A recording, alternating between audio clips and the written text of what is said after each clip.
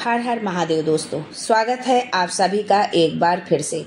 मेरे देवाधिदेव महादेव आप और आपके परिवार पर अपनी कृपा दृष्टि सदा सर्वदा बनाए रखें। दोस्तों, यदि आप अपने जीवन में सुख समृद्धि चाहते हैं, धन वैभव चाहते हैं, अपने जीवन में हर क्षेत्र में सफलता पाना चाहते हैं, व्यापार में तरक्की चाहते हैं, नौकरी में प्रमोशन चाहते हैं, अपने बच्चों का भविष्य उज्जवल बनाना चाहते हैं, तो आप बिल्कुल सही चैनल पर आए हैं। यदि आप पहली बार हमारे इस चैनल पर आए हैं तो चैनल को सब्सक्राइब करके बेल आइकन जरूर दबाइएगा। महादेव के यदि आप भक्त हैं, महादेव पर आपकी श्रद्धा है, विश्वास है, तो कमेंट बॉक्स में हर हर महादेव जरूर लिखें। महादेव आपकी संपूर्ण मनोकामना पूरी करें, आपके घर परिवार को हमेशा सुख समृद्धि से संपन्न रखें। दोस्तों, प्रदोष व्रत भगवान शंकर जी को, हमारे महादेव को समर्पित होता है। ये प्रत्येक माह की त्रयोदशी तिथि को मनाया जाता है। इस दिन भगवान शिव कैलाश पर्वत पर प्रसन्न मुद्रा में नृत्य करते हैं, ऐसी मान्यता है, और अपने भक्तों की मनोकामनाएं भी पूर्ण करते हैं। इस बार के प्रदोष व्रत को बहुत शुभ माना जा रहा है। ऐसे में इस दिन की शाम अगर शिवलिंग की खास पूजा की जाए, खास विधि से उनकी पूजा की जाए, तो उसका दोगुना फल आपको प्राप्त होगा। महादेव आपकी संपूर्ण मनोकामना, यदि किसी विशेष कामना से आप इस प्रदोष व्रत को रख रहे हैं और महादेव की पूजा कर रहे हैं, तो आप यदि इस विधि से पूजा करते हैं तो आपकी संपूर्ण मनोकामना महादेव पूरी करेंगे।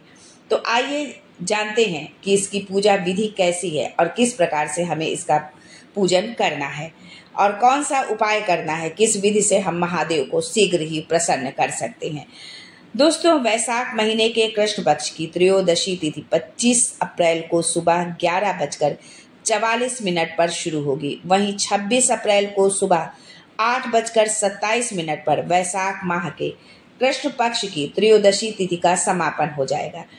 प्रदोष व्रत पर शाम की पूजा का महत्व है। ऐसे में 25 अप्रैल को वैशाख माह का पहला प्रदोष व्रत रखा जाएगा। वैसे तो उदया तिथि के अनुसार मान्य होता है, लेकिन ये सुबह ही 8:27 पर ये प्रदोष की तिथि समाप्त हो रही है, इसलिए इस व्रत को जो है 25 अप्रैल को ही रखा जाएगा, क्योंकि हम प्रदोष व्रत में महादेव की शाम के समय ही उनकी पूजा अर्चना करते हैं जो है। और ख़ास करके आप ध्यान रखें कि हमें किस तरह से उनकी तैयारी करनी है, कैसे हमें पूजन करना है प्रदोष व्रत से। और इस बार का जो प्रदोष व्रत है वो बहुत ही खास प्रदोष व्रत है, तो कौन से हमें खास उपाय करना है, ये सब जानने से पहले आपसे रिक्वेस्ट करती हूँ कि वीडियो को लाइक करिएगा, दोस्तों को शेयर कर दीजिएगा, और अगर आपने अभी तक चैनल को सब्सक्राइब नहीं किया है तो चैनल को सब्सक्राइब करके बेल आइकन जरूर दबाइएगा। दोस्तों, सबसे पहले हम जानते हैं कि हमें महादेव की पूजा करने के लिए हमें कैसे तैयारी करनी है। तो प्रदोष व्रत के दिन सुबह से ही सात्विक रहें और मन में भगवान शिव का ध्यान करें। यदि आप व्रत रखते हैं, उपवास रखते हैं, तो अच्छी बात है। यदि नहीं भी रखते तो भी उस दिन सात्विकता का पालन करें जो है, चाहे मन से हो और चाहे भोजन में हो, सात्विक आहार ही आप लें। पूजा स्थल को साफ कर लें अच्छे से और गंगा जल छिड़क कर पवित्र करें जो है। अगर गौमूत्र है तो उसका भी छिड़काव आप कर दें। एक चौकी ले लें और उस पर लाल रंग का या सफ़ेद रंग का कोई कपड़ा आप उस पर बिछा दें। भगवान शिव और माता पार्वती की प्रतिमा और शिवलिंग को स्थापित करें। यदि माता पार्वती और की जो है और महादेव की जो है, उनके परिवार सहित जो है शिव परिवार की यदि आपके पास चाहे फोटो हो, चाहे कोई विग्रह है आपके पास या तस्वीर है, जो भी है उसको आप रखें, और शिवलिंग है तो उसको भी आप वहाँ पर जरूर स्थापित करें। पूजा में उपयोग होने वाली जो कुछ सामग्री है जो आपको बता रहे हैं, धूप, दीप, नैवेद्य जो है, फल, मिठाई जो भी हो, अक्षत जो आप ले वो टूटा हुआ ना हो, आखा अक्षत हो, चंदन, अबीर, गुलाल, पुष्प, बेलपत्र, धतूरा, शमी पत्र, जनेऊ, जल का पात्र, ये सारी चीज़ें जो है आप तैयार रखें। आप हमेशा पूजन करते होंगे, जानते होंगे, लेकिन थोड़ा सा बताना मैंने ज़रूरी समझा, इसलिए आपको बता रही हूँ। सब पूजा की तैयारी आप पहले से कर लें, ये नहीं कि आप पूजा करने बैठे फिर कहीं कुछ नहीं है, कहीं कुछ नहीं है। इसलिए ये जब आप देख करके जो है आप करेंगे तो आपको इसके बाद भी और बहुत सारी चीज़ें याद आ जाएंगी कि हमें पूजन में किन किन चीज़ों को शामिल करना है जो है। पूजा शुरू करने से पहले हाथ में जल, अक्षत और पुष्प लेकर व्रत का संकल्प लें। यदि आपने व्रत रखने का मन बनाया हुआ है, व्रत रखते हैं। कोई भी व्रत, ये कोई इसी का व्रत नहीं है कि ये प्रदोष का व्रत है तो ही आपको संकल्प लेना है। आप कोई भी व्रत रखते हैं तो सबसे पहला काम होता है कि आप आसन पर बैठ जाएं और व्रत का संकल्प ले, जो है हाथ में जल, अक्षत और पुष्प लेकर, कि हम ये आपका आज व्रत रख रहे हैं, हमारा ये व्रत निर्विघ्न रूप से पूर्ण हो। ऐसा आप जो भी व्रत रख रहे हैं संबंधित देवी देवता से प्रार्थना करें कि आपका व्रत जो है पूर्ण हो। तो संकल्प लेना जो है बहुत ही जरूरी होता है जो है। और पूजा का संकल्प लें कि आपकी पूजा कर रहे हैं वो अच्छे से संपन्न हो। भगवान शिव और माता पार्वती का ध्यान करते हुए उनका आवाहन करें सबसे पहले, क्योंकि जब हम बुलाएंगे तभी तो हम उनकी पूजा अर्चना कर पाएंगे, इसलिए आवाहन करना भी बहुत ज़रूरी है। तो पहला काम है संकल्प लेना, दूसरा काम है आवाहन करना। उसके बाद में आप शिवलिंग का अभिषेक करें। आप उनका जल से अभिषेक करें, कच्चे दूध से अभिषेक करें, और कच्चा दूध जो आप ले वो गाय का दूध हो जो है तो बहुत ही बेहतर होगा जो है। पैकेट का और इसका ना, अगर गाय का मिल जाता है तो बहुत ही अच्छा होगा।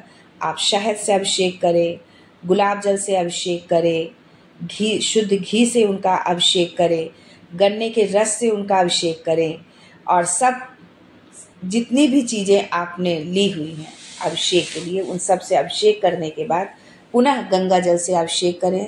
शुद्ध जल से, अगर ज़्यादा गंगा जल नहीं है तो शुद्ध जल में ही गंगा जल मिला लें। उसका भी एक तरीका है कि आप जिस पात्र में जल लेकर के शिवलिंग का अभिषेक करने जा रहे हैं तो पहले उस पात्र में पहले गंगा जल डालें और उसके पश्चात उसमें जल आप डालें। उसके बाद में फिर आप अभिषेक करें, फिर उसी में आप भले ही जल बढ़ाते जाएं जो है, लेकिन पहले आपको गंगा जल डालना है और उसके बाद में साफ शुद्ध स्वच्छ जल आपको डालना है जो है। तो लास्ट में जो भी आपने अभिषेक किया है, लास्ट में जो है शुद्ध जल से उनका अभिषेक जरूर कराएं जो है।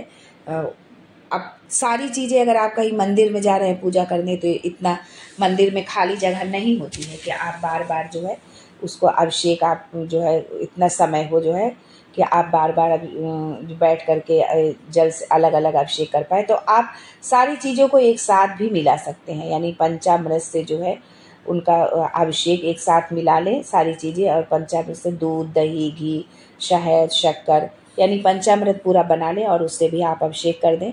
और यदि आप मंदिर है, ऐसी जगह मंदिर है जहाँ पर आप पूजा कर सकते हैं, समय है, तो आप एक एक चीज़ से अभिषेक करें तो ज़्यादा ही अच्छा होगा।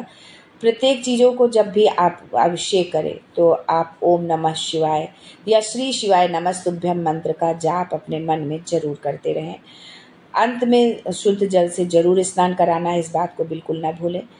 इसके पश्चात शिवलिंग को चंदन, गुलाल और पुष्पों से उनका महादेव का श्रृंगार करें जो है, और बेलपत्र चढ़ाएं, समी पत्र चढ़ाएं, धूप दीप जलाएं। भगवान शिव को जो है फल, मिठाई जो भी आपने रखा हुआ है वो उनको अर्पित करें भोग स्वरूप, और उसके पश्चात हाथ जोड़कर भगवान शिव की जो है स्तुति करें और अपनी मनोकामना, जो भी यदि आपकी मनोकामना है, किसी विशेष कामना से यदि आपने ये व्रत रखा हुआ है तो अपनी मनोकामना उनसे जरूर कहें जो है।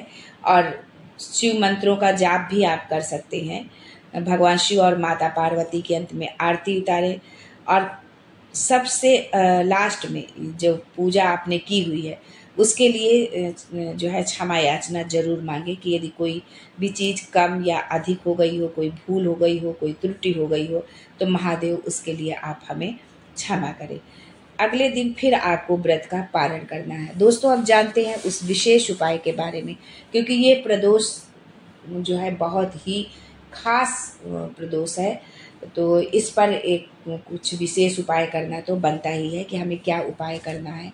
आपको जो है बेलपत्र की जो है 5, 7, 11 इस तरह से आपको बेलपत्र लेने हैं, और बेलपत्र पर जो है आपको जब चढ़ाना है तो उस पर जो है आप चंदन से या रोली से जो है ओम नमः शिवाय या राम नाम का लिख लें जो है, और जो भी 7, 11 जो भी है ये पहले से बेलपत्री धो साफ करके तैयार कर ले, और उसके पश्चात जो है भगवान शिव का नाम लेते हुए ओम नमः शिवाय, श्री शिवाय नमस्तुभ्यम का जाप करते हुए, और सब जो भी 7, 11 जितनी भी बेलपत्री आपने ली हैं वो भगवान को अर्पित कर दें। उसके पश्चात अपनी मनोकामना बोले, और जो आप बेलपत्र अर्पित करेंगे उसकी जो डंडी है वो आपकी तरफ होनी चाहिए, जो है जिस तरफ आप, और हमेशा शिवलिंग का पूजन जो है शिवलिंग के पीछे बैठकर किया जाता है, दक्षिण दिशा की ओर मुख करके। मोस्टली आप देखेंगे कि जो भी हमारे आचार्य ब्राह्मण पूजा कराते हैं वो पूरा पश्चिम बैठने को बोलते हैं, लेकिन भगवान शिव का पूजन जो है पीछे की तरफ बैठकर, यानी जिधर से जल निकलता है, जो जलहरी होती है उसके अपोजिट साइड बैठ करके उसका पूजन किया जाता है। कभी भी शिव जी का अभिषेक आप खड़े होकर ना करें कि खड़े होकर के आप कर रहे हैं तो उसके छींटे आपके पैर में पड़ रहे हैं। भले ही आप ऊपर तक आपका हाथ नहीं पहुंच पा रहा, मान लीजिए बहुत बड़े शिवलिंग है, ऊपर तक हाथ नहीं जा रहा है तो कोई बात नहीं, जहां तक जा रहा है आप वहीं से आप अभिषेक करें उनका, लेकिन आपको खड़े होकर के नहीं, बैठ करके ही अभिषेक करना है। ये छोटी छोटी चीज़ें थी जो आपको बताई हैं। दोस्तों, यदि आपको ये वीडियो अच्छा लगे और आपकी मनोकामना पूर्ण हो तो महादेव से मैं भी प्रार्थना करूँगी कि आप जिस कामना से महादेव का पूजन कर रहे हैं, माता पार्वती का पूजन कर रहे हैं, जो है तो आपकी मनोकामना जरूर पूरी हो, आपकी इच्छा जरूर पूरी हो। इसी कामना के साथ आज के लिए बस इतना ही। फिर मिलते हैं कुछ नया, कुछ अलग, कुछ अद्भुत लेकर।